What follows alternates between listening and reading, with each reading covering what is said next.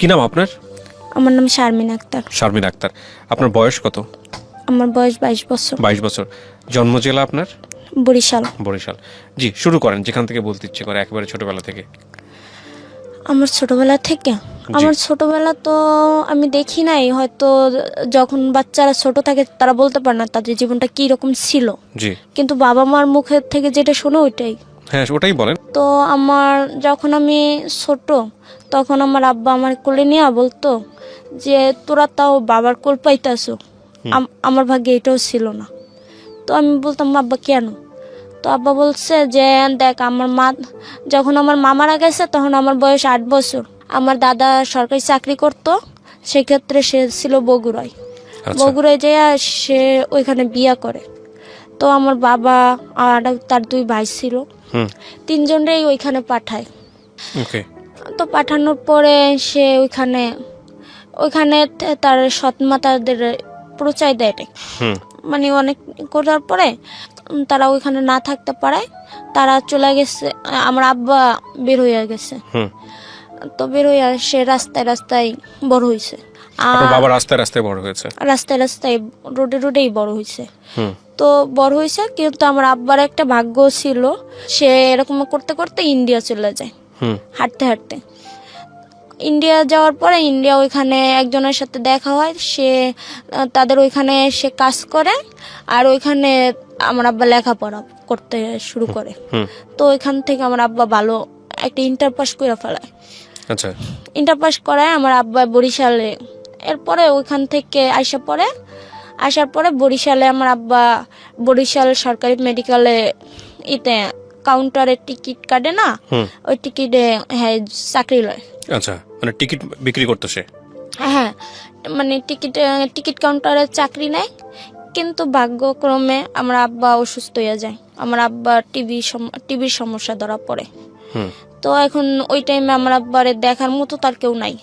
তো আমার আব্বা করে কি, চাকরি ওই টাইমে নাকি চাকরি বিক্রি করা যাইতো। আমি তো জানি না, আমার আব্বা যা বলছে যে চাকরি বিক্রি করা যাইতো। আচ্ছা, তো আমার আব্বা চাকরি বিক্রি কইরা তারপরে ডাক্তার দেখায়, মাথায় একটা টিউমার হয়, ওইটা অপারেশন করে। কিন্তু এই অপারেশনের পরে আমার আব্বা সুস্থ হয়, কিন্তু আর চাকরিটা আর ফিরে তো পায় না। না পাওয়ার পরে আমাদের ওইখানে সোনারগাঁও নামে একটা আছে, মিল আছে, ওই মিলে ম্যানেজারের কাজ নেই। আচ্ছা, ম্যানেজারের কাজ নেওয়ার পরে আমার আব্বার সাথে আমাদের ওই গ্রামের বরিশালের, আমার বাবার বাড়ি কিন্তু বরিশালের না, আমার বাবার মেইন বাড়ি হয়েছে খুলনা বাগেরহাট। তো আমার আব্বা খুলনা বাগেরহাটের একজনের সাথে আমার আব্বার দেখা হয়। দেখা হওয়ার পরে আমার আব্বা ওইখানে এসে তার সাথে পরিচয় হয়। তো বলে বাসা কই, সে তো সব বলতে পারে। তো 8 বছরের ছেলে তো আর একদমই ছোট ছিল না, তার পরিচয় তো সে বলতে পারে। তো সে বলার পরে তো বলে তুই গ্রামে যাই দেখ কি অবস্থা, গ্রামে কে আছে না আছে। সে চাকরি রাখা গ্রামে যায়। গ্রামে যাওয়ার পরে গ্রামে আমার দাদার লোভ দেখায়, তোরে বাড়ি ঘর উঠাই দেবো, এটা করে দেবো, সেটা করে দেবো, তুই গ্রামে আইয়া পড়। সেই ক্ষেত্রে আমার আব্বা চাকরিটা ছাইরা দেয়। আচ্ছা, চাকরি ছাইরা দিয়া আমি জন্ম নিছি, আমার মা আর আমার আব্বা ওইখানে যায়। আমাদের ভাড়া বাড়িতে থাকতাম। তো ওইখান থেকে যা ছিল আমাদের কাপড় চোপড় যা ছিল সব দিয়ে ওইখানে যাই। যাওয়ার পরে আমরা উঠি আমার চাচার বাসায়, কারণ আমার দাদার কোনো ওইখানে ঘর বাড়ি ছিল না। আমার দাদাই ওইখানে ঘরটা করে নাই, সে বগুড়া নিশানদারা বাড়ি করছে। আচ্ছা, তো বগুড়া নিশানদারা বাড়ি করছে, সে ওইখানে সে তো আর ওইখানেই আছে। সে আবার বাবারে বলছে তোমার এটা কইরা দিব, ওইটা কইরা দিব, কিন্তু কিছুই কইরা দিতে আসে না।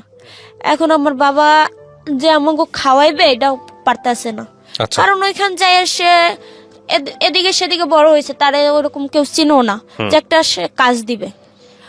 আর আমার দাদাও তো ওরকমের কোনো দিতে আসে না। আর চাচা সে আমার আব্বার ছোট, সে তারে কয়দিন খাওয়াইতে পারবে, কারণ তার তো সংসার আছে। তো সে তার সংসারে করে। পরে আমার আব্বা আমাদের নিয়ে আবার বরিশালে এসে পড়ে। বরিশালে ব্যাক করার পরে আমরা ওইখানে আমার আব্বা এসে এখন কি করবে, তো আমার মা ওই সোনারগাঁয়ে আবার একটু চাকরি নেয়, হুম। আর আব্বা ভাড়া রিক্সা চালানো শুরু করে। আচ্ছা। তো ভাড়া রিক্সা চালানো শুরু করে, আর ওইখানে আব্বারে চাকরিতে আর নেবে না, কারণ সে চাকরি 1 মাস আগে না বললা চলে গেছে। আচ্ছা। 1 মাসের আগে জানাইতে হয় চাকরি না করলে, কিন্তু সে 2 দিন আগেই 2 দিনের ভিতরে বইলা টলে সে ব্যাগটেক দিয়ে চলে আসছে। Okay. এতে তাদের সমস্যা হয়েছে, তারা আর নেবে না আব্বারে। হুম। আর আব্বার তো কাজ নেই, এখন কি করবে? তো এখানে বরিশালে তো তার পরিচিত অনেক মানুষ ছিল, তো তাদের মাধ্যমে সে রিক্সা নেয়। আমি আপনার তো বাবা ইন্টার পাস করে রিক্সা চালানো শুরু করে ওই সময়টাতে? হ্যাঁ, আমার বাবা তখন Okay. রিক্সা চালানো শুরু করে।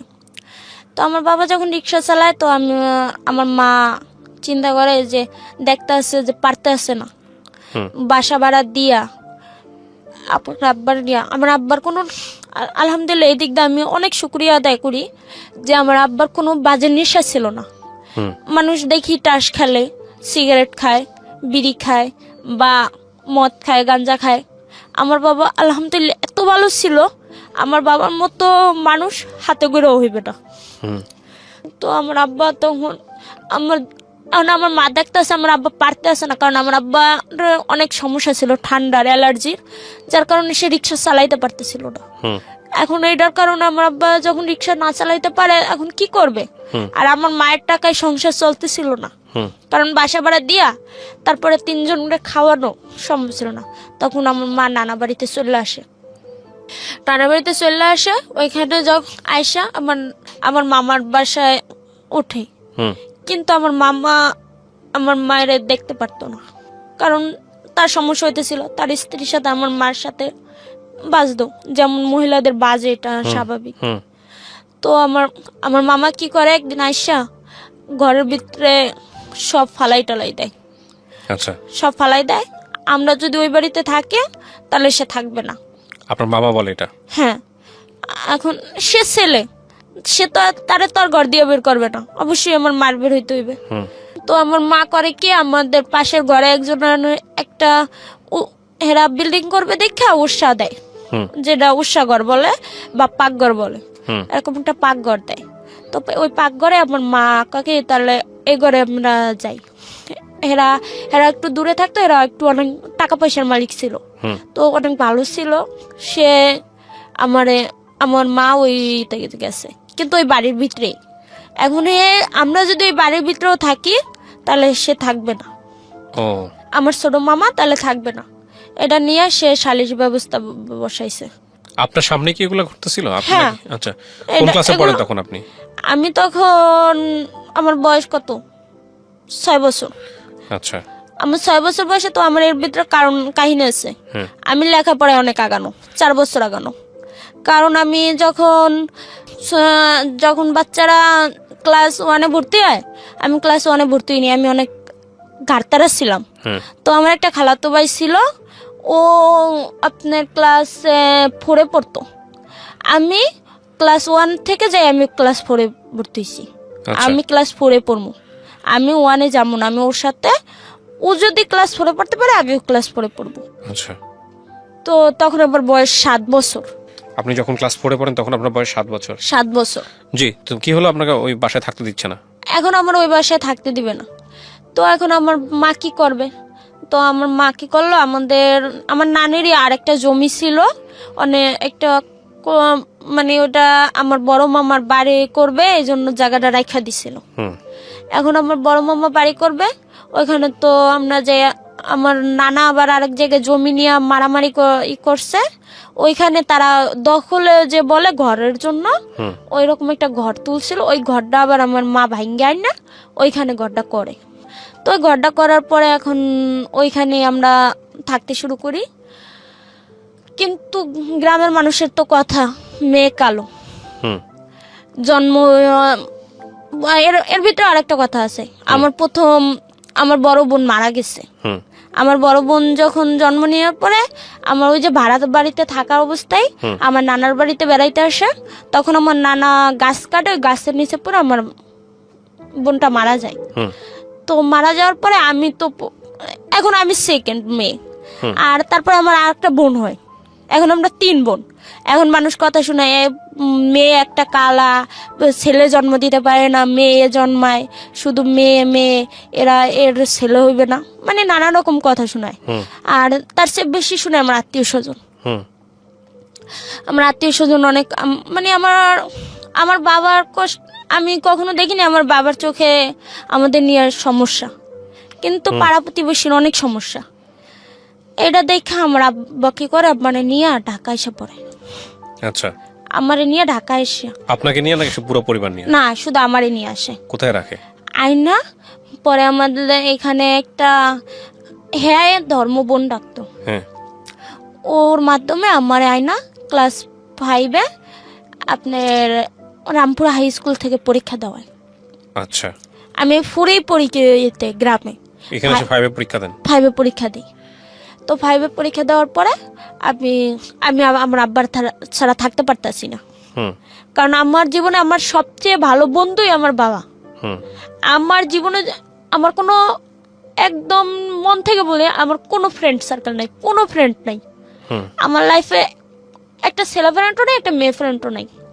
আমার জীবনে আমার ফ্রেন্ডই ছিল আমার বাবা, আর পরবর্তীতে মা। কিন্তু মায়ের সাথে আমি ওরকম শেয়ার করতে পারিনি। আমার জীবনে যা শেয়ার করছি সবই আমার বাবার সাথে। ওকে, তারপরে কি হলো? আপনাকে ভর্তি করাই দিল? তারপর? হ্যাঁ, তো আমার ওইখানে ভর্তি করছে। তো আমি 5 আপনার বাবা তখন কি ঢাকায় থাকতো? না, আমার বাবা ঢাকাতে ছিল না। আপনাকে এখানে এরকম একটা অপরিচিত জায়গায় রেখে গেল আপনার বাবা? আমার বাবা অপরিচিত না, ওইখানে মানে তার ধর্ম বোন ডাকছে, তাদের বাসায় আমরা আসতাম, বেড়াইতাম। আর আমার ওই ফুপ্পি অনেক ভালো ছিল। আচ্ছা, আমি যে ক্লাস 5-এ পড়ছি, আমার ফুপ্পি আমরা অনেক আদরের সহকারে পড়াইছে আলহামদুলিল্লাহ। মানে মেয়ে ছিল না। আচ্ছা, মেয়ে ছিল না, তো আমার সে মেয়ের মতোই ভালোবাসতো। ওকে। আর আমার বাবা ওই জন্যই আমার এখানে না ভর্তি করে, যেহেতু এরকম করে মানুষ বলে। তো আমার বাবা যতটুকু পারতো সাপোর্ট দিত, আর বাকিটা আমার ওই ফুপি দিত। ওকে। কিন্তু আমি এর ভিতরে আমি আমার বাবার সাথে থাকতে পারতেছিলাম না। আমি 6-এ যাই আবার গ্রামে ভর্তি হই। গ্রামে তালুকদার স্কুল অ্যান্ড কলেজ নাম করা স্কুলে, ওই স্কুলে আমার বাবা ভর্তি করে। আমার প্রথমে আমার মা বলে কি দিনার স্কুলে ভর্তি হয়, দিনার স্কুলে তো টাকা পয়সা কম লাগে। কিন্তু আমার বাবা কয় না, যদি লেখাপড়া আমার মায়ের আমি করাই, তাহলে একটা ভালো স্কুল থেকেই করামো, যেন আমার মেয়ের জীবনে সফলতা অর্জন করতে পারে। এর মাঝে কি ঘটে, আমাদের ঘরের পাশেই, আমাদের যেহেতু আমাদের ঘরটা একদমই ভাঙাচুরা ছিল, ওরকমের দরজা ছিল না যে দরজা খোলা যায়, বাইরে থেকেও খোলা যায়, ঘর থেকেও খোলা যায়। তো আপনার আব্বা রাত্রে রাত্রে গাড়ি চালাইতো, দিনের বেলা গাড়ি চালাইতে পারতো না। তখন রিক্সা চালাতে? হ্যাঁ, আমার আব্বা রিক্সাই চালাইতো বরিশালে। হ্যাঁ, বরিশালে। ওকে। তো আমার বাবা ঘরটা খুলতে পারতো, তো আমার আব্বা গেছে গাড়ি চালাইতে। আর আমার মা একটু ধার্মিক টাইপের, সে কোরআন শরীফ পড়তে পারে। তো আমাদের পাশের একটা আমাদের নানু হিসাবে হয়, সে মারা গেছে। ওই জন্য সে তারে করতে গেছে, তার জন্য কোরআন শরীফ পড়তে গেছে। আমার আর আমার বোনটারে একসাথে ঘুম পাড়াই রেখে গেছে। তখন আমার ছোট ভাইটাও জন্ম নিছে। তো আমার রেখে গেছে। এর মধ্যে আমাদের পাশের ঘরে সে আমার সম্পর্কে কি হতো আপনার? খালাতো ভাই। আচ্ছা, আপন না, মানে ডাকা শুন। তো সে আমার আইসা বাসায় ঘরের ভিতরে আসা, সে এরকমই করার চেষ্টা করে। তো আমি ওখানে এভাবে করতে, আমি তখন চিৎকার করি। চিৎকার করে আমি আমার বোনটারে, আমি যখন ওরে দেখে ফেলাই, ও চলে যায়। আমার সাথে আর কিছু ঘটে না। ও চলে যাওয়ার পরে আমার বোনটারে নিয়ে আমি আর আমার ভাইটার কোলে নিয়ে আমার মার কাছে যাই। আমি কান্না করতে থাকি। তো আমি কান্না করতে থাকি, পরে আমার মামারে, মানে আমার ছোট মামার কাছেই যায়, কারণ ওইখানে সে একটু প্রভাবশালী লোক। ছোট মামার কাছে যায়, বলে হয়েছে কি করার আছে, মেয়ে এক তো কালা, তার উপরে আবার এইসব করলে বিয়ে দিবি কেমনে, তো তোকে কি কোনো মান সম্মান নাই? মানে মায়ের এক ধরনের অপমানই করে। তো এটা পরে আমি আমার মা চুপ থাকতে বলে আর কি। হ্যাঁ, এক কথায় চুপ থাকতে বলে। তো আমার মা এসে পড়ে, আসার পর আমার মা অনেক কান্না করে। কান্না করার পরে এরকমই যায় ওই দিন। পরে এরকম এখন আমার আব্বা এটা শুনে সে এখন বলতেছে, যদি আমার তো বড় কেউ নাই, আমি যদি এখন মারামারি করতে যাই তাও পারবো না, আর আমি যদি এখন পুলিশের ইতে যাই তাও টাকা আর নিজেরই মান সম্মান যাবে, নিজের মান সম্মান যাবে। এটা ভাইবা আমার আব্বা চুপ থাকে আর বলে ওর সাথে তো কিছু হয় নাই, যদি ধরে ইতে যায়, যদি এটা নিয়ে মেডিকেল টেস্ট হয় তাহলে তো কিছু আসবে না, আর কিছু তো হয় নাই, তো যা হয়েছে চুপই থাকো তোমরা। এরপরে আমি একটু বড় হইতে লাগি। বড় হওয়ার পরে আমার বাবা তো রিক্সা চালাইতেছিল। এখন আমাদের ঘরে আমরা 3টা ভাই বোন পড়ালেখা করতেছি, খাইতেছি, আমার বাবা সংসার চালাইতে পারতেছে না, কষ্ট হইতেছে। এর জন্য আমার মা মানুষের বাসায় ধান টান মলতো, ডাল তুলতো, গ্রামে যাই কাজগুলা করে এসব করতো। তো এরকম আমার আপন খালার আবার অনেক জমি চাষ করে, তো তাদের অনেক ধান টান হয়। তো সেই ক্ষেত্রে আমার মা ধান মিলে রেখেছে, তো আমার মা ভাত খাই আসে নাই, মানে ভাত খাওয়াই তো দুপুরবেলা আমার মা খাই আসে নাই, কয় কি আমি আমার শারমিনেরে পাঠাই দেবো, তুমি ওরে খাওয়াইও, খাবারটা ওরে খাওয়াইও। এই বলার পরে আমার মা ওটাই করে, আমারে পাঠাই দিছে। তো আমি গেছি, আমার খালা আমারে ভাত দিছে। খালা ভাত দিয়ে খালা কোথায় গেছে আমি জানি না, খালা হয়তো কোনো কাজেই গেছে, নয়তো বাইরে গেছে, যে কোনো কাজেই হোক আমি জানি না। কিন্তু তার একটা ছেলে ডাবটা বলি, তার ছোট ছেলে, আমার আপন খালার ছোট ছেলে, সে আমারে ঘরে ডাক দেয়। আমি বুঝি না, আমি কিছু বুঝতে পারি নাই, সে আমারে করার চেষ্টা করে। হ্যাঁ, আপনি তখন তো ঢাকাতে থাকার কথা আপনার, আপনি বাড়িতে গিয়ে এগুলো হচ্ছে নাকি ঢাকাতে হচ্ছে? না, বাড়িতে। এই যে আমি যে ক্লাস 6 এর সময় চলে গেলাম। হ্যাঁ, আবার চলে গেলেন, এই কারণে বরিশালে এই জিনিসগুলো করতেছেন? হ্যাঁ, বরিশালে। আমি তো 5 এ পরীক্ষা দিয়ে চলে গেছি। জি, তারপর? তো আমি যখন এটা করলো, সে আমার সাথে এরকম করলো, তো আমি দৌড়াতে আমার মায়ের কাছে আসি, আইসা জানানোর পরে আমার মা ওই বাড়িতে আর যায় না, আর কিছু বলেও না, কারণ তার বোনের ছেলে, তার বোনের সংসারে সমস্যা হইবে এটা ভাইবা সেও কিছু বলে না, আর আমার বলে কখনো আর ওই বাড়িতে যাবা না, আমিও যাই না, এরকম যাইতে আছে। এর ভিতরে আমাদের ওই যে পাশের বাসায় বললাম, তার বড় ছেলে জানলা দিয়ে হাত দেয়, মানে এগুলো একের পর এক ঘটে যাচ্ছে আপনার সাথে? হ্যাঁ, জানলা দিয়ে হাত দেয়। তো ওই খাটে আমি ঘুমাই, কিন্তু ওই দিন ভাগ্য করবে আমি ছিলাম না, আমার মা ওইখানে ঘুমাইছিল। আমার মা ঘুমাইছিল আর আমি আমার নানুর কাছে গেছিলাম। আর গ্রামের বাড়িতে গরম ওই টাইম ছিল, বৈশাখ জ্যৈষ্ঠ মাসে তো অনেক গরম, এই জন্য আমার মা জানলা খুলা পরে দিয়া সে ঘুমাইতেছিল, জানলা দিয়ে হাত দেয়। তো আমার মা ওইটা দেখা সাথে সাথে হ্যাঁ ওরে ধরে, এই ছেলেটারে ধরছে, হ্যাঁ ধরা ঝাড়ু দিয়ে ওটা পিটায় আর আমার মামারে জানায় যে আজকে তো হাতে ধরলাম, আমার সাথে এরকম ঘটছে, আর যদি ওইখানে আমার মায়ের থাকতো, ও তো ভয় পাইতো, আর কিছু হোক না হোক। আর এটা বলার পর আমার মামা অনেক মারধর করে ওই ছেলেটারে। তো মারধর করার পরে এরকম ওই টাইমটা গেল। এরপরে শুরু হয়, আমি ক্লাস 8 পরীক্ষা দিলাম। 8 পরীক্ষা দেওয়ার পরে এখন শুরু হয় মাইয়া কালা, এই জন্য বিয়ে হয় না, বয়স তো কম। ক্লাস 8 এর সময় বিয়ে নিয়ে হচ্ছে? হ্যাঁ। আপনার বয়স কত তখন? স্বাভাবিকভাবে আপনার বয়স তখন 12 বছরের বেশি হওয়ার কথা না, কারণ আপনি তো অনেক উপরের ক্লাসে গিয়ে ভর্তি হয়েছেন। আমার 12 বছরও হয় নাই তখন। রাইট, আমার 12 বছর হয় নাই, কিন্তু এলাকার মানুষ বলতেছিল মায়ের বিয়ে হয় না। কেন বিয়ে হয় না? মায়া আটকুড়া, বাজা, মায়ের বিয়ে হইতেছে না, এই মায়া লোকে নিবে না, কালো, তার উপরে বারবার একটার পর একটা বদনাম, আর বাপের নাই টাকা পয়সা, এর মধ্যে লেখাপড়া করাইবে, কত চিন্তা ভাবনা। একজন বলল কি চিরা খাতার তলে শুয়া লাখ টাকার স্বপ্ন দেখে, লেখাপড়ার ব্যাপারে। হ্যাঁ, লাখ টাকার স্বপ্ন দেখে। তো আমার বাবা মানুষের সাথে ঝগড়া করতো না, আমার বাবা কারোর সাথে কোনোদিনও ঝগড়া করে না, আমি দেখি নাই যে ঝগড়া কিভাবে সে করে। আমার বাবার কোনোদিন আমি কারোর সাথে ঝগড়া দেখি নাই। সে বলছে আমার, তো আমি যাই আমি আমার বাবার দ্বারা বললাম যে বাবা আমার সাথে তো এইটি বলে মানুষ। তো আবার আব্বা বললো কি, মা তুই চিন্তা করিস না, যার মুখ আছে সে তো কথা বলবেই। এখন সে যদি কথা বলে যেটু কি আমরা কান আছে আমরা শুনতে পারবো না, তুই এটা নিয়ে তুই ভাবলে হইবে কেমনি।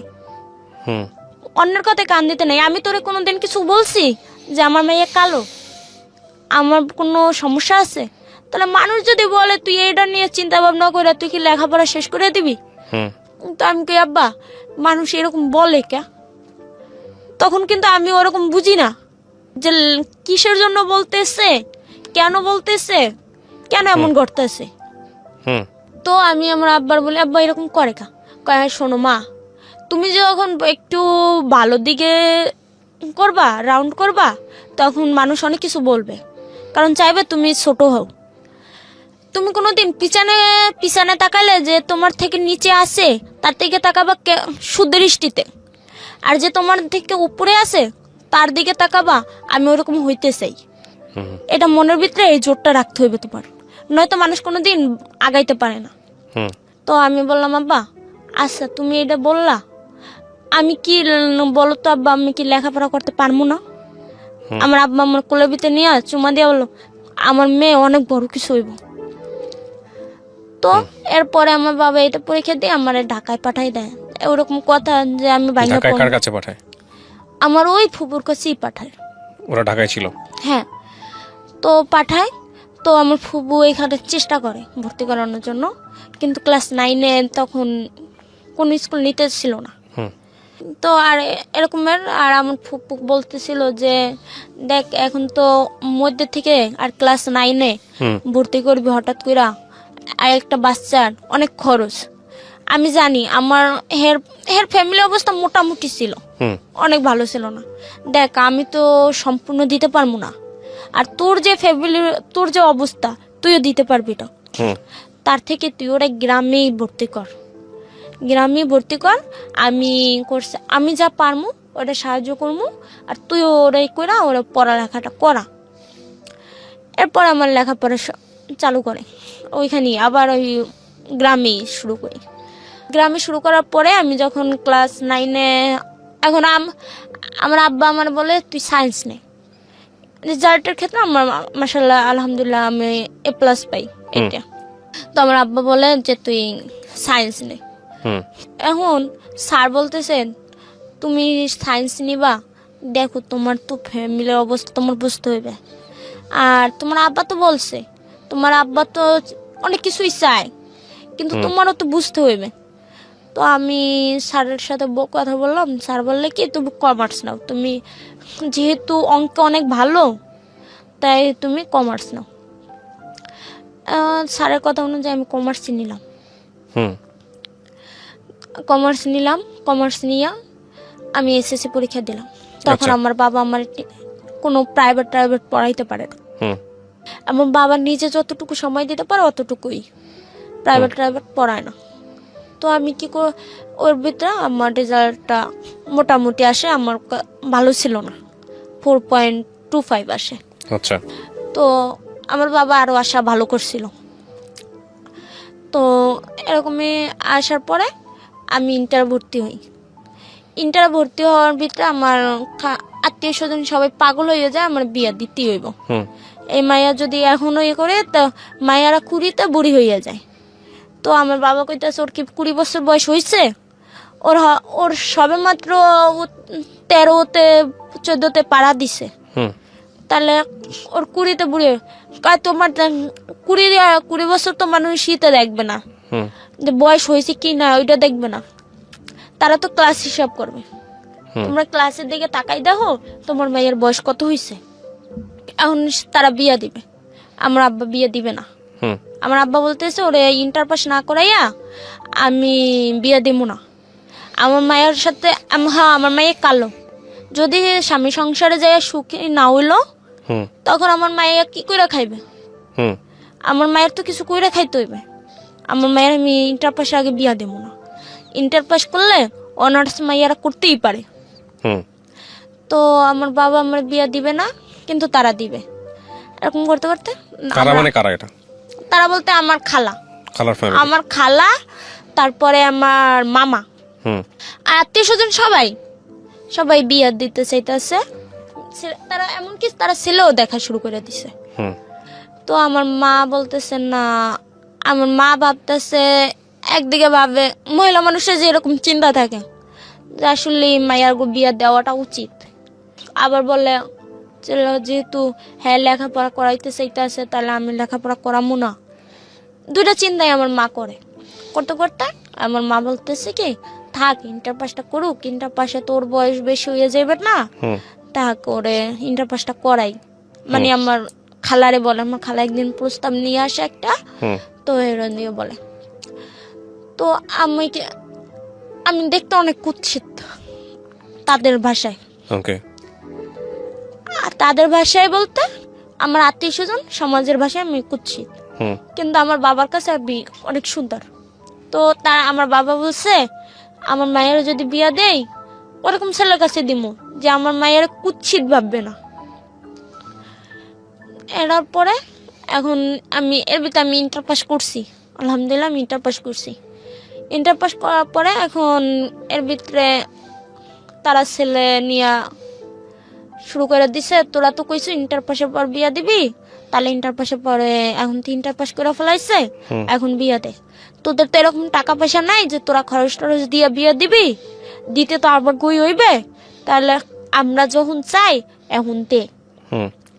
আর আমার আব্বা বলতেছে এখন বিয়াটা দিমু, ও যেহেতু ইন্টার পাসটা করছে দেখি কোথাও একটু চাকরি ট্রাই করা।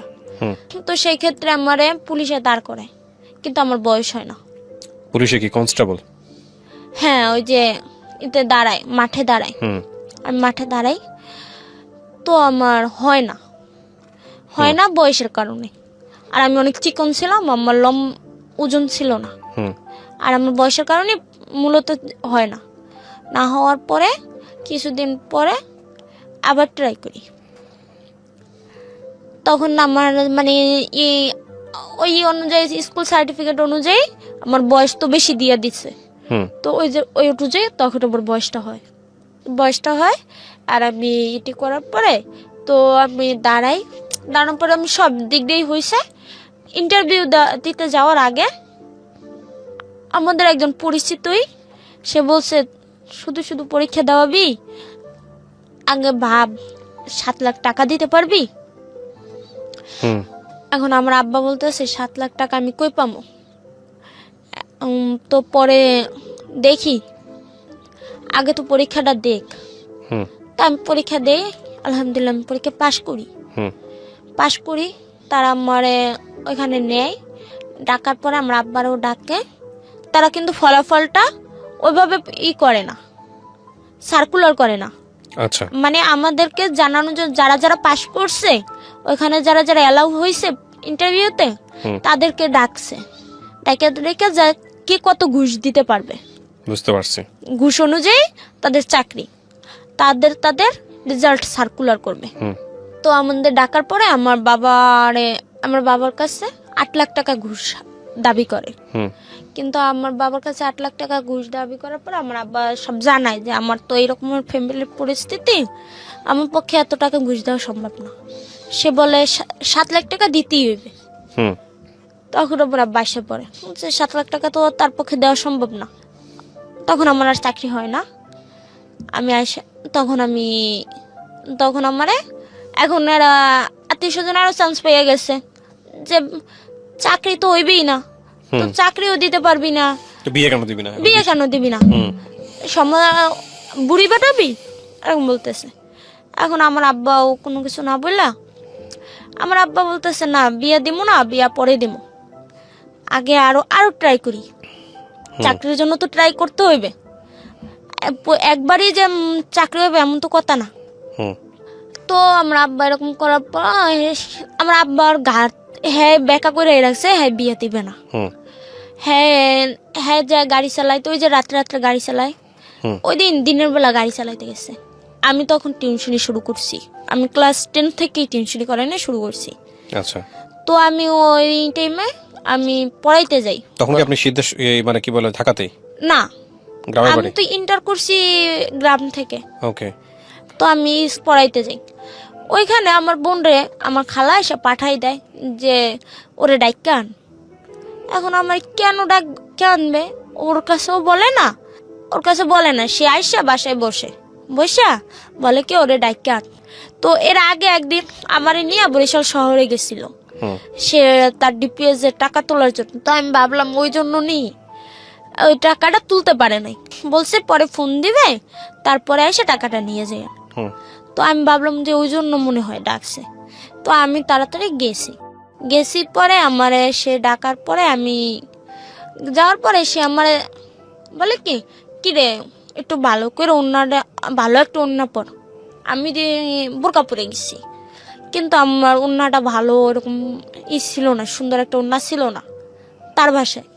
আমার কাছে তো আমি যা পরি ওইটাই আমার ভালো, কিন্তু তার ভাষায় ওটা ভালো ছিল না, ভালো একটা ওড়না পর। তো আমি কি আমার ভালো ওড়না নেই, সে কি করলো আমার মায়ের একটা ওড়না সে পরে তার গায়ে যে ওড়নাটা ছিল ওই ওড়নাটা আমারে দিল, বলে এই ওড়নাটা পর। তো এটা বললো স্টেশন পর্যন্ত গেছি। তো আমি বলতেছি, আমি আমার খালারে আম্মুনি ডাকতাম, আম্মুনি এতে যাইবেন না আপনি, গাড়িতে উঠবেন না? কয় না, বাড়ি দিয়া বই আনতে হইবে, বই আনি নেই। আমি জিজ্ঞেস করছি আইয়া যে কি ডিপিএস এর টাকাতে যাইবেন? কয় হ। তো সে আমারে কি করলো, তার বাড়িতে নিয়ে গেল। তার বাড়িতে নিয়ে সে ওইখানে ছেলে পক্ষ আসছে। তো ছেলে পক্ষে আসার পরে ওইখানে ছেলে ছিল, ছেলের বাবা ছিল, আর কেউ ছিল না। তো ছেলে আমার বাবার থেকে বয়স বেশি হইবে, আমার দেখে যেমন হয়েছে। ওনার বয়স প্রায় 45-এর মতো হইবে। এর আগে সে 2টা বিয়ে করছে। প্রথম বিয়ে করছে, প্রথম ওয়াইফ প্রেগনেন্ট অবস্থায় সে টর্চার করছে, ওই অবস্থায় ওই বাচ্চা পেটে লোকটা মারা গেছে। তারপরে সে বাহিরে চলে যায়। এটা তো আপনি বিয়ের আগে জেনেছেন না বিয়ের পরে জেনেছেন? না, বিয়ে পরে যান। তাহলে বিয়েটা হইলো কিভাবে সেটা আগে বলেন আমাদেরকে। তারপরে সে আমার ওইখানে নিয়ে গেল। তো সে মানে দেখছে, তো আমি দেখা কি আমার অনেক প্রশ্ন করে, তারা প্রশ্ন করে, আমি প্রশ্নগুলোর অ্যান্সার করতে পারি আলহামদুলিল্লাহ, আমি সব অ্যান্সার করি। আমারে প্রথমেই জিজ্ঞেস করে যে ইয়াসিন সূরা কত পারায় কোরআন শরীফের? আমি বলতে পারলাম যে 21-22 পারায়।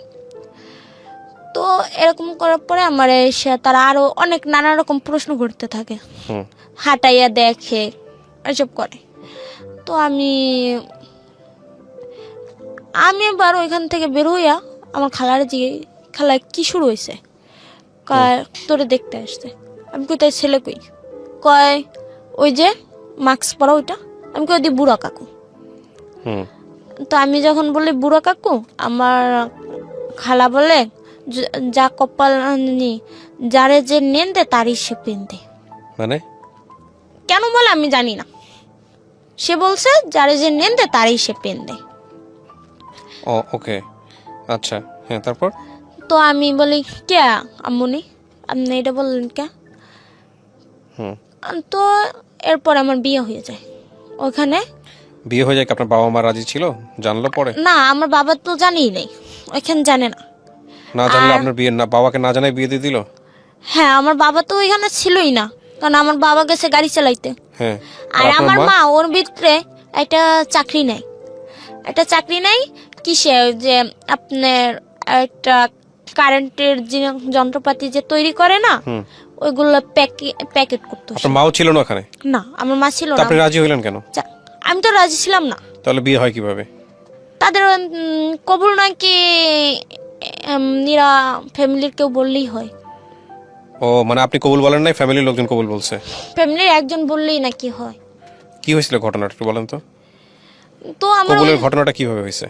আমি যে ওই যে বলছি, ওই যে বললো যে নেন দে দেন তারই সে পেন দে। তো আমি মানে এটা বলার পরে আমি তো ওইখানে তারা কি করে ওইখান থেকে নাকি মসজিদে যায়। হুম মসজিদে যাইয়া আর তাদের মেয়ে পছন্দ হয়ে গেছে, আর আমার খালা আমার মামারে ডাকে। হুম তারপরে ওই রকম করে মানে আমার তো আর কেউ ওইখানে আমার কাছের মানে মা নাই বাবা নাই আর কি। হুম তো তারা ওইভাবে ওইখানে সরা করে ফেলায়, সরা আচ্ছা। করে আর কাবিন করে। ওকে। তো সরা কাবিন করে ওই দিনই তুলা দিবে। আপনার বাপ মা ছাড়া এই কাজ ঘটনা হ্যাঁ, করতেছে, তারা মানে আপনাদের খালাদের কি আপনাদের পরিবারের উপরে এত প্রভাব ছিল যে ওনারা অন্য একজনের মেয়েকে না ডেকে না জেনেই বিয়ে দিয়ে দিতে পারে?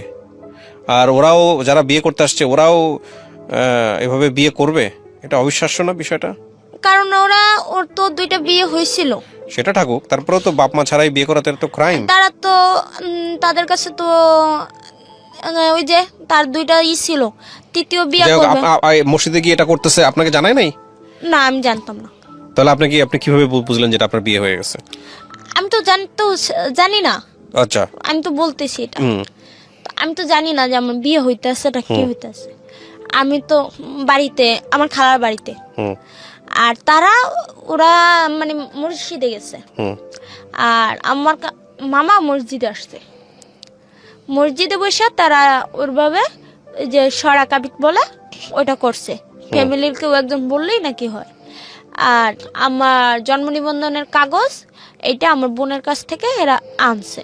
হুম তো আমার বোন তখন অতটা বড় না, ও ওরকম জিজ্ঞেসও করে নাই যে কেন। হুম ও তো আর জানে না যে কি হইবে না হইবে, ও তো আর এখানে কি হইতেছে ও তো কিছুই জানে না। হুম ও তো আমার জন্ম নিবন্ধনের কাগজ এদের কাছে দিয়ে দিছে। ওইটা দিয়ে তখন আমার এনআইডি কার্ড হয় নাই।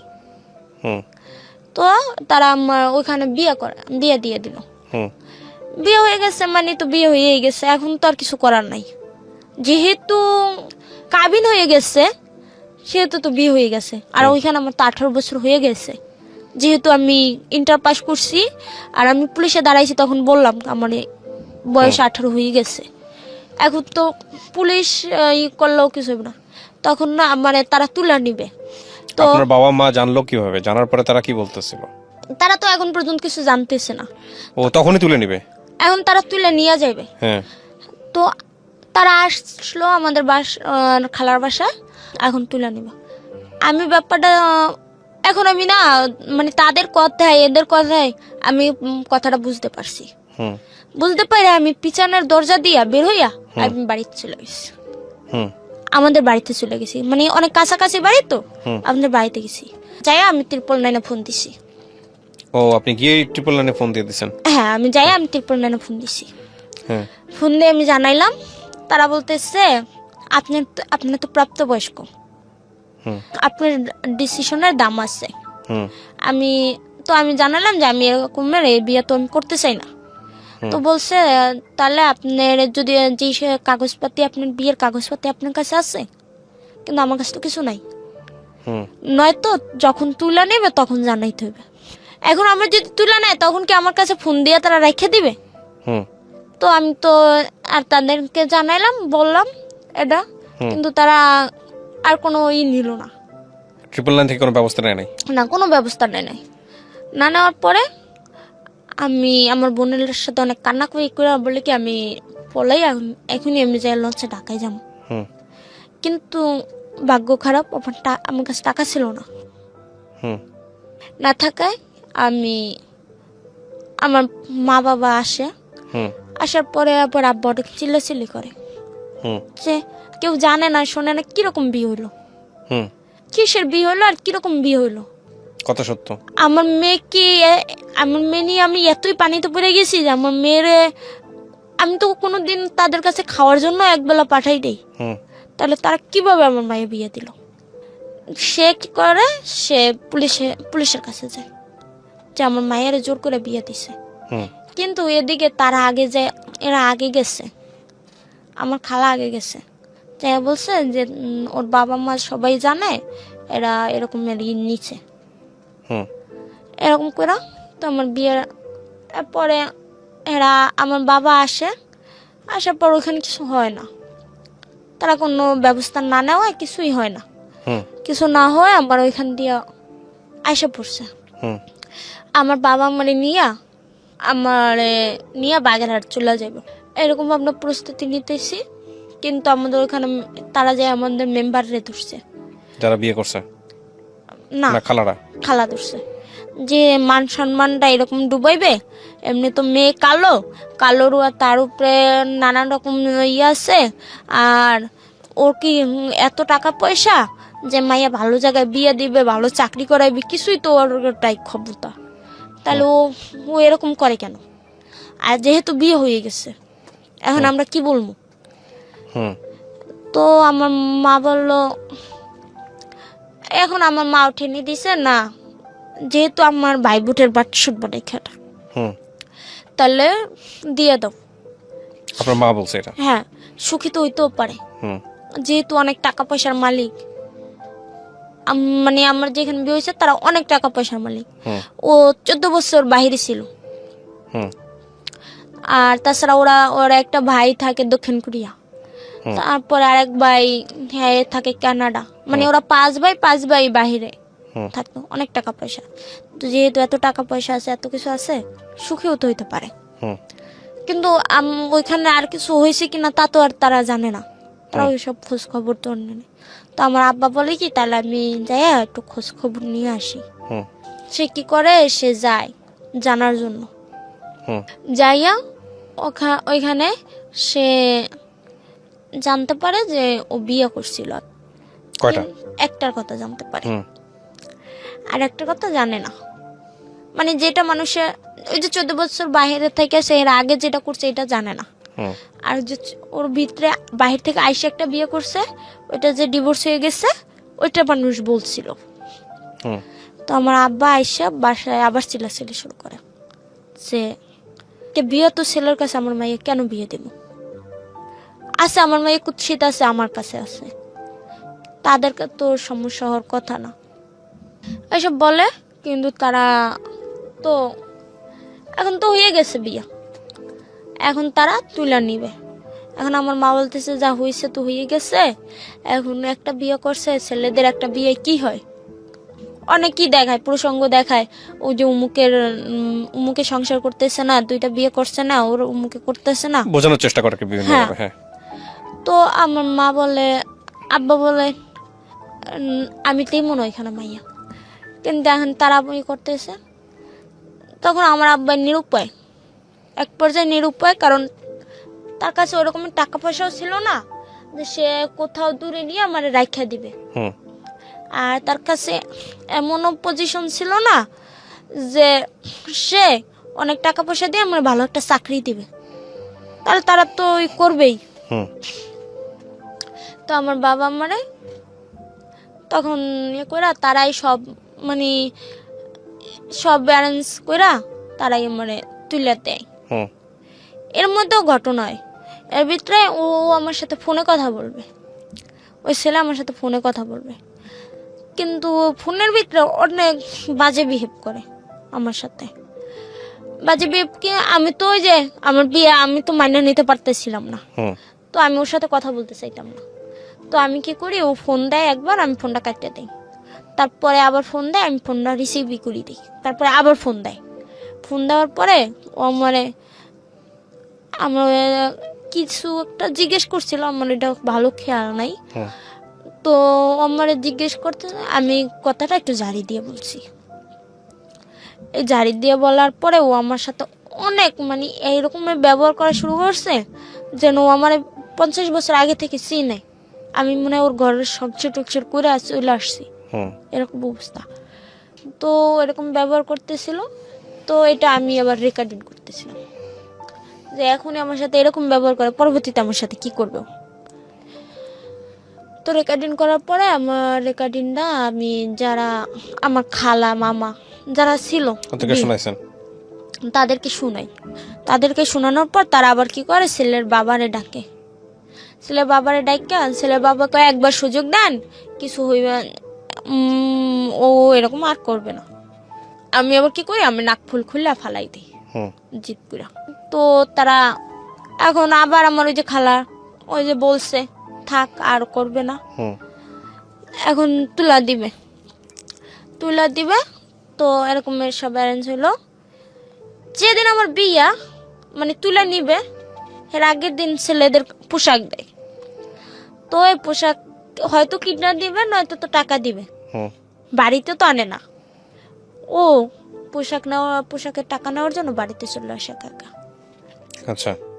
এটা নিয়ে মানুষ অনেক হাসাহাসি শুরু করে দেয়। ও আচ্ছা আচ্ছা, সেটা নেওয়ার জন্য আপনাদের বাড়িতে আসে। হ্যাঁ, আমাদের বাড়ি পোশাকের টাকা না, যে এত বড় লোক এত কিছু আছে, তাহলে আবার টাকা নিতে আসছে কেন? টাকার জন্য ছিলেন নিজে আইসা বসছে। এ জানতো যে আপনার বাবা রিক্সা চালায়? আমি সেটা জানি না, সে জানতো কিনা প্রথম থেকে। তারপরে সে আমার নানু টাকা দেয়, তারে 3000 টাকা দেয়। হুম তো তাতে হয় না। একটা ছেলের বিয়ে যদি 3000 টাকা দেয়, এটা কোনো কথা? হুম কমপক্ষে 10,000 টাকা দেওয়া উচিত তাদের ভাষ্য মতে। আর সে ওই টাইমে স্বামী স্ত্রী সম্পর্ক করতে চায়, হুম ওই টাইমে। কিন্তু আমি এক কথায় ওর সাথে তো বিয়েই রাজি ছিলাম না। তো আপনার জায়গা থেকে বিষয়টা কঠিন ছিল। হ্যাঁ, ঠিক আছে। আমি ওইগুলো মানতেছিলাম না। হুম তো ওর সাথে আমি ঝগড়া টগড়া কইরা আমি পিছনের দরজা থেকে বের হয়ে যাই। আর তারপরে ও চলে যায়। আর ওই যে 3000 টাকা দেয় ওইটা নিয়ে যায়। কিন্তু যাওয়ার পরে ফোন দিয়ে অনেক কথা শোনায় আমার ফ্যামিলিরে। তারপরে আমার তুলে নেওয়ার পরে যেদিন তুলে নেয়, ওরা বলে কি আমার সোনার জিনিস দিছে 3টা, মানে কানের দুল, হাতের রুলি আর গলার হার। হুম আসলে আমার সোনার উপরে নাকি জল করা যায়, হুম আমি সেটা তো জানতাম না। ওরকমের আমার গলার হারটা ওইরকম ছিল। আর আমার যে কানের জিনিসটা, এইটা ওর আগের বউয়ের ছিল। হুম আর হাতের রুলিটা, এটা নাকি ব্রোঞ্জের উপরে কিভাবে করে এটা করা ছিল। তো আমার গলার হারটাও ছিল নকল সোনা, আর রুলিটাও ছিল নকল সোনা। হুম তো আমি ওইটা দেখে ওর মা এই জিনিস নিয়ে কথা বলতে থাকে যে আসলে মানুষ দেখছে, তারা কি ভাবছে এটা কি সোনার নাকি। তো আমি উঠতে না ওই কথার ভাজে আমি বুঝে গেছি যে আসলে ওই জিনিসটি সোনার না। আমি কি করি, ওইটা পোড়ার পরে ওইটার আমার দেখে মনে হয় যে ওইটা সোনার না, হুম মানে পোড়ার পর বুঝতে পারি। তো আমি বুঝতে পারি, আমি রুমে আসার পরে আমি ওরা জানাই যে আপনারা আসলে এত বাটপার। আমি এই কথাটাই বলে ফেলাই যে আপনারা এত বড় বাটপার। না দিতেন চিটারি বাটপারি করেন কেন? হুম এটা বলার পর ও আমার মারধর করে, অনেক মারধর করে। তো মারধর করার পরে তারপরে আমি বাড়িতে ফোন দিতে চাই, কিন্তু আমার কাছে তো ফোন ছিল না। তখন পরের দিন তো আমার বাড়ি থেকে নিতে আসছে।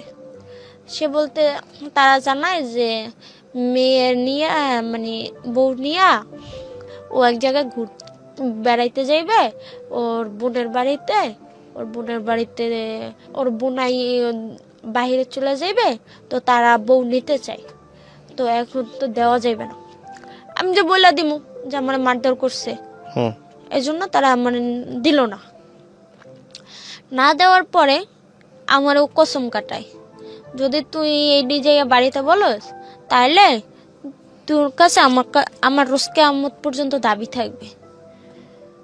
আমিও ভাবলাম যে যেহেতু হয়েছে ঘটনাটা থাক, প্রথমবার কিছু না বলি। হুম আমি আর বাড়িতে জানাই না জানানোর পর আমি যে স্টুডেন্ট পড়াইতাম হুম বাড়িতে বসে, ওই স্টুডেন্টের ভিতরে একটা স্টুডেন্ট ছিল খুব মানে ভালোবাসতো, অনেক আদর করতো। তো ওরে মাদ্রাসায় হেফজতে ভর্তি করে দিছে। ওইখান থেকে ও আসছে। তো আমি ওই স্টুডেন্টরা দেখতে যাইতে চাইছি, ও আমার যাইতে দিবে না। তো আমি পানি খাওয়ার জন্য নামি, ও ভাবছে আমি মনে হয় যাইতে আসি। এই জন্য ও আমার নানু, আমার আত্মীয় স্বজন সবাই ছিল ওইখানেও আমার মারধর করার পরে আমার ফ্যামিলি থেকে এরপর আমার ফ্যামিলি থেকে বলে কি ওরে দিব না। বিশেষ করে আমার আব্বা মা বলে দিব না। এখানে আমার রাখা দেয় তারা কিছু পরে। কতদিনের সংসার আপনার? 19 দিনের সংসার আমার। এরপর আপনি ডিভোর্স দিয়ে দেন? না, তো 4 দিনের পরে আমি 5 দিন পরে আমাদের বাড়িতে আসছি। আসার পরে পরের দিন আমার মারছে। মারার পরে 2 দিন পর আমি আবার ওদের বাসা ব্যাক করি। ব্যাক করার পরে এরকম আবার ওইখানে ও ঝামেলা করে। ওইখানে আমার এমন ভাবে মারধর করে, আপনাদের আমি ছবিটি দেখাইছি। এমন ভাবে মারধর করে, আমি হিসাবে একদম মৃত্যুর সাথেই পাঞ্জা লড়তেছিলাম। ও আমার মুখের ভিতরে তোয়াল্লা দিয়া তারপর চাপটা ধরে রাখে আমার বাচ্চার মতো। একদমই এমন অবস্থা খারাপ ছিল যে আমি বাঁচবো এটাই কেউ বুঝতে পারে নাই। তারপর আমি ওই অবস্থায় একটু হালকা একটু হওয়ার পরে তারপরে আমি নিজেই ত্রিপল নাইনে ফোন দিই। পুলিশ আসে? হ্যাঁ, পুলিশ আসে। আসার পর পুলিশ আসে আর আমার বাবাও যায়। যাই আমারে ওইখান থেকে নিয়ে আসে। নিয়ে এসে বরিশাল শেরে বাংলা ওসিসিতে ভর্তি করে। পুলিশ ধরে না? ওকে অ্যারেস্ট করে না? ও ছিল না, ও পালাই গেছিল। ও কাজে গেছিল বলছিল। তো ও ছিল না, কিন্তু আমারে পুলিশ নিয়ে আসে আর না শেরে বাংলায় ভর্তি করে। আমি ওখানে অসুস্থ অবস্থায় 7-8 দিন ভর্তি থাকি। মামলা করেন? না, মামলা করি না। আমি 7-8 দিন ভর্তি থাকি ওসিসি থেকে। আর আমি মামলা না করে আমি কি করি, ওইখানে যে মহিলা কর্মসূচি আছে না, ওইখানে যাই সালিশি করার জন্য। আচ্ছা। তো ওইখানে তারা আগেই টাকা পয়সা দিয়ে ম্যানেজ করে রাখছে। জানার মানে জানছে যে আমি ওইখানে যাবো, ওই সময় ওরা ম্যানেজ করে রাখছে। ম্যানেজ করে রাখার পরে আমার ওইখান থেকে জানায় যে সালিশি কইরা কি হইবে, ওরা তো তোমার নিতে চায়। নিতে চাইলে তো ছেলেরা নিতে চাইলে তো আর কিছু করা যায় না। এরপরে আমি আমার আব্বারে জানাই যে আব্বা আমি তো যাবো না, তাইলে এরকম ঝুলাই রাখলে আমার ফ্যামিলি থেকে সবাই যে মায়ের দিয়া দে, মায়ের কালা, তা মায়ের যদি না দাও তাহলে পরবর্তীতে বিয়ে দিতে পারবি না, সংসার করতে পারবে না, তাহলে চাকরিও করে না, কিছু করে না, তো কেমনে চলবে, দিয়ে দে। মানে সবাই দিয়েই দিতে। তো আমি আমার আব্বারে নিয়ে কোর্টে যাই একজন উকিল ধরা একটা ডিভোর্সের পেপার লেখাইয়া আর ডিভোর্স পাঠাই দেই। আচ্ছা। তো ও ডিভোর্সে সই করে না, কিন্তু আমার জানা মতে যে মেয়েরা যদি ডিভোর্স দেয় তাহলে 3 মাসে নাকি ডিভোর্স হয়ে যায়। ছেলেরা দিলেও হবে, 3 মাসের মধ্যে অ্যাক্টিভ হয়ে যাবে। হ্যাঁ, তো ডিভোর্স হয়ে যায়। তো ওরা ও সই না করায় এখন ডিভোর্সটা হইতে বলতেছে ডিভোর্স হয় নাই। সে বাড়িতে আসে আমার নেওয়ার জন্য। আমার আব্বা তো ওই মুহূর্তে আমার ঢাকা পাঠাই দেয়। হেরগার জ্ঞানজাম ভাল লাগে না, ঢাকা পাঠাই দেয়। ঢাকা আসি, কিন্তু আমার ওই ফুপিটা তখন ঢাকায় আর থাকে না। তো আমার পাপাটা তখন আমার ফুপিটা ঢাকায় থাকে না থাকে। এখন আমার কোথায় আমার বাবা রাখবে? পরে আমার আবার বাড়িতে নিয়ে যায়। তো মানুষের যে বললাম, মানুষের যে কথা, তারা অনেক রকমের কথা শুনে থাকে, মায়ের ডিভোর্স মানে অনেক রকমের বলতে থাকে। এরপরে আমার আব্বা ডিসিশন নেয় আমার ঢাকায় পাঠাইবো। আমার ঢাকা পাঠাই দেয় আর পাঠায় আমার সেজু খালার কাছে পাঠায়। তো এর মাধ্যমে আমি খালার কাছে আসি, অনার্সে ভর্তি হই সিদ্ধেশ্বরী গার্লসে। হ্যাঁ। কোন সাবজেক্টে? অ্যাকাউন্টিং। হ্যাঁ।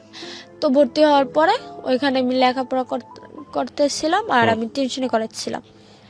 এর মধ্যে যখন আমি 3য় বর্ষে উঠি, তখন শুনি আমার আব্বা অনেক অসুস্থ।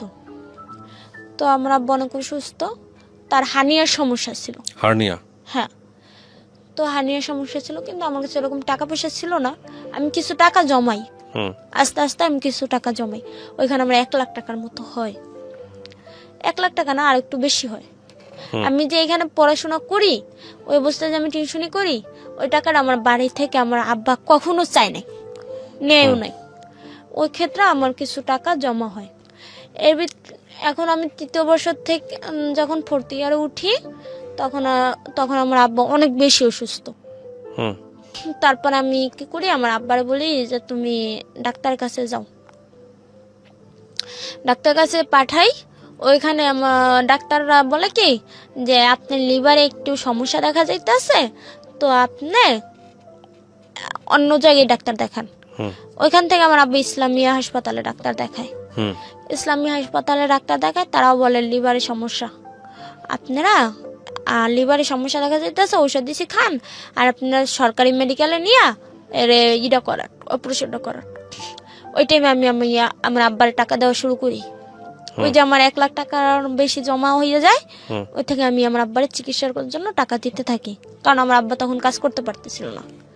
আর আমি আমার ফ্যামিলিও নেই, আমি আমার ফ্যামিলিও চালাইতে থাকি। এর ভিতরে আমার আব্বা এতে যায়, সরকারি হাসপাতালে যায়।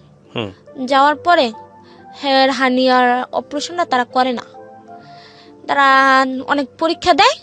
পরীক্ষার মাধ্যমে কিছুদিন পরে তারা জানায় যে আপনারা কি আগে কি গাছের গোড়া ঠিক করতে চান নাকি গাছের মাথা। তারপরে সে আমার আব্বারে এই করার পরে জানায় যে ক্যান্সার হয়েছে। আচ্ছা, ক্যান্সার হয়েছে। তো আমরা ওইখান থেকে ক্লোজ করে দিছে, বলছে এটা নিয়ে যান, ঢাকায় নিয়ে আসেন।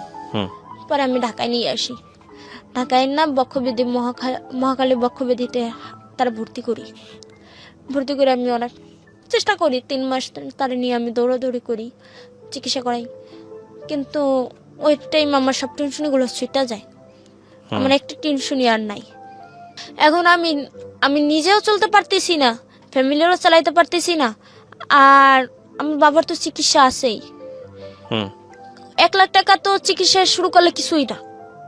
তারপরে আমি মানুষের কাছে এটি কইরা তারপর আমার বাবার চিকিৎসা চালাইতে থাকি, হাত পাতে মানুষের কাছ থেকে সাহায্য নিয়ে। হ্যাঁ, তারপরে 3 মাস পরে আমার বাবার চিকিৎসা অবস্থায় এরা বলে দেয় যে তো আমার বাবা আর 1.5 মাস বাঁচতে পারে।